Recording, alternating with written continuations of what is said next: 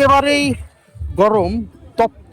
দেখতে পাচ্ছেন যে এই মাত্র তৈরি করা হয়েছে যে বালিশ মিষ্টি নামে পরিচিত যে মিষ্টিটি, সেটি বেশ বড় সাইজের এই মিষ্টিটি এই মুহূর্তে পাবেন ফরিদপুর শহরের মহিম স্কুলের মাঠে যে মেলা বসেছে সেই মেলাতে।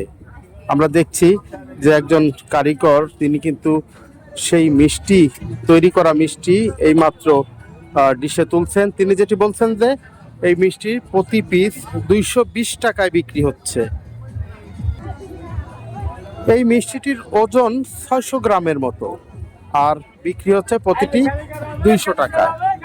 যদিও এখানে আরো বিভিন্ন ধরনের মিষ্টি রয়েছে, অনেক মিষ্টির সমাহার রয়েছে, দই, কালো জাম সহ রসগোল্লা।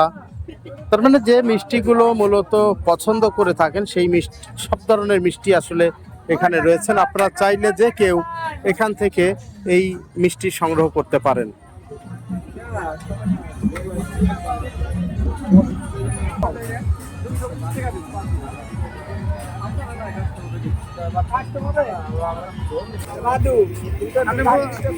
বলছিলেন ওই কথাটাই সুন্দর হবে। বলছেন যে কয়জনে খাবে, তাহলে এটা কিরকম কথা বলেন না। আমার এগুলো আপনার জিজ্ঞাসা করা।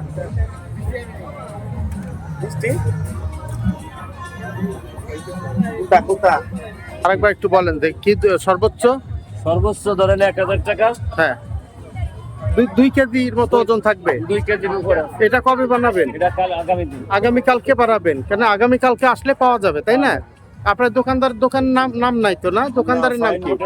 কি নাম কি? গোপালগঞ্জ বাড়ি, কাশিয়ানী। গোপালগঞ্জের কাশিয়ানী। তো আপনার গোপালগঞ্জের কাশিয়ানী তো বড় বড় রসগোল্লা তৈরি হয়, সেটা কি আপনারা না অন্য কেউ করে? এটা হলো গোপালগঞ্জ। হ্যাঁ হ্যাঁ হ্যাঁ, ওই অনলাইনে বিক্রি হয়। হ্যাঁ হ্যাঁ হ্যাঁ, তো ওটার জন্য চাইছি। ভেড়ার বাজার আর কি। ভেড়ার বাজার। আপনাদের দোকান কোথায়? ভেড়ার বাজারে? না না, কোথায়?